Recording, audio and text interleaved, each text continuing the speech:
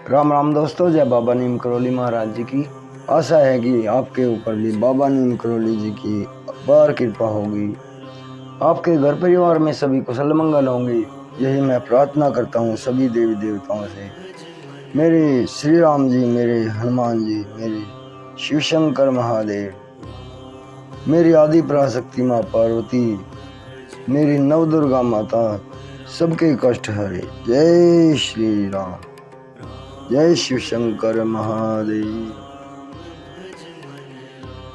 दोस्तों, आज मैं आपको श्री शिव महापुराण का अष्टम खंड है कोटि रुद्र संहिता और उसका पाठ है त्र्यंबकेश्वर की उत्पत्ति व महिमा।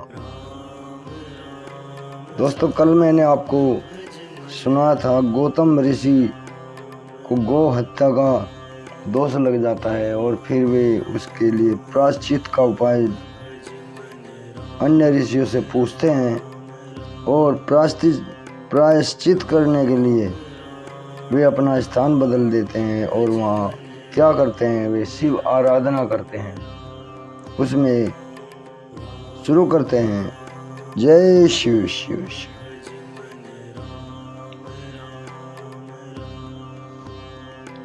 त्र्यंबकेश्वर शिव की उत्पत्ति व महिमा। गौतम ऋषि तथा उनकी पत्नी अहिल्याबाई ने मिलकर शिव जी की आराधना करी। उनकी तपस्या से प्रसन्न होकर भगवान शंकर अपने गणों के साथ प्रकट हुए। गौतम ऋषि उन्हें बार बार प्रणाम कर उनकी स्तुति करते हुए बोले, हे प्रभु, मुझे गौ हत्या के पाप से मुक्ति दिलाइए। भगवान भोलेनाथ ने कहा, हे गौतम, तुम तो निर्दोष हो, यह सब तो उन पाखंडी मुनियों की माया थी जिसके कारण तुम्हें इतना दुख उठाना पड़ा।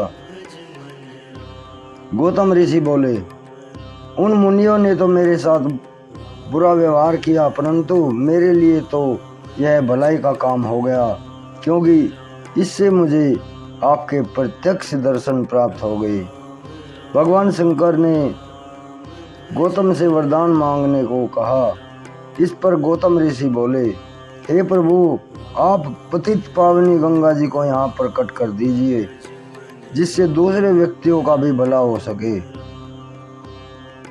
भगवान शंकर ने उन्हें गंगा जल दिया और वहीं गंगा जी स्त्री रूप में साक्षात प्रकट हो गई। गौतम ऋषि ने उन्हें प्रणाम करके उनकी स्तुति करने लगे। ऋषि गौतम बोले, हे पतित पावनी गंगे, आप पापों को नष्ट करने वाली हो, सभी के पापों को नष्ट करके सभी को मुक्ति देने वाली हो। मैं आपकी शरण में हूँ, आप मेरा भी उद्धार करो, मेरी नरकों से रक्षा करो।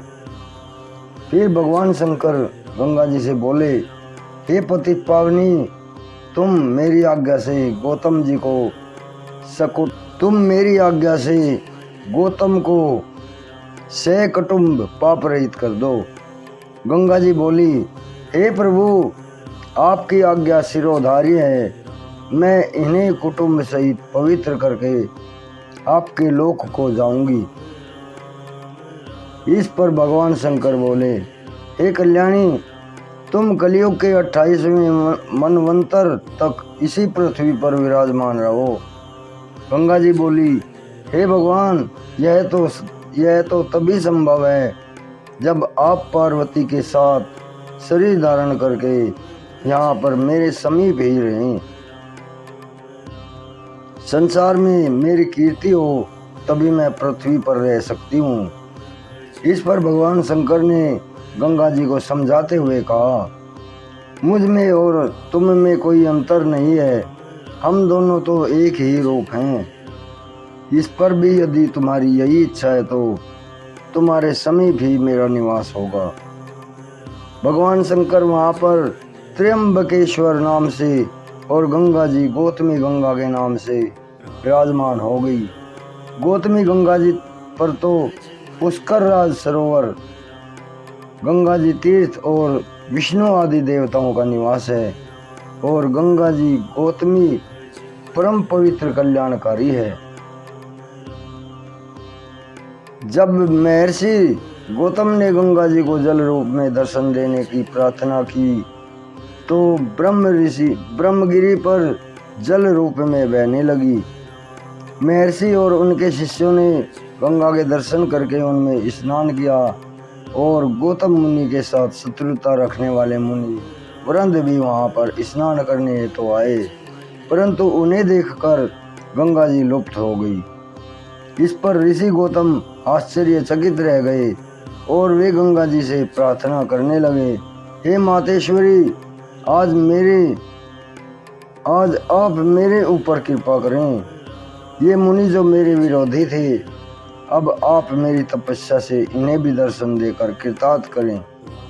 महर्षि गौतम की प्रार्थना पर आकाशवाणी हुई, हे मुनीश्वर, ये मुनि वृंद दूसरों के उपकारों को मिटाने वाले दुराचारी व्यक्ति हैं। हे गौतम, वैसे आप ठीक कह रहे हो, परंतु पहले इन्हें अपने पापों का प्रायश्चित करना चाहिए, इसके बाद ही इन्हें मेरे दर्शन प्राप्त हो सकेंगे। प्रायश्चित है तो ये व्यक्ति पहले आपकी शरण में आकर माफी मांगे और इसके बाद 100 बार ब्रह्मगिरी की परिक्रमा करें। यह आकाशवाणी गौतम के विरोधी ऋषियों ने भी सुनी। इस पर वे सब मुनि गौतम जी के चरणों में गिरकर अपने अपराधों की क्षमा मांगने लगे। इसके बाद उन्होंने ब्रह्मगिरी की एक एक परिक्रमा की। इसके बाद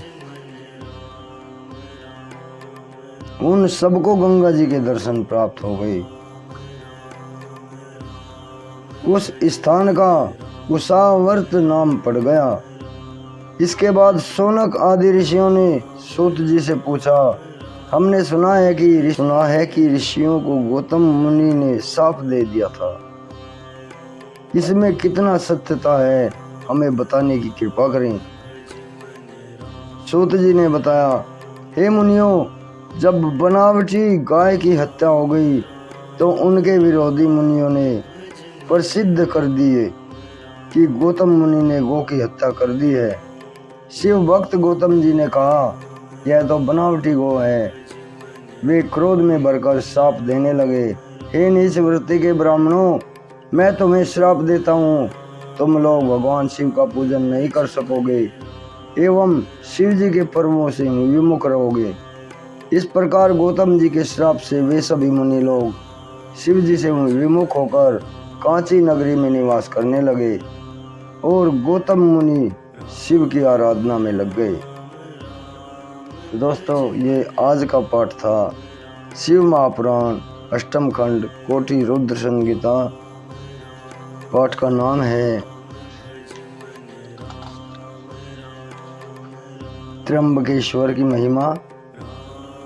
इसे आगे भी शेयर करें और पूरा सुने लो।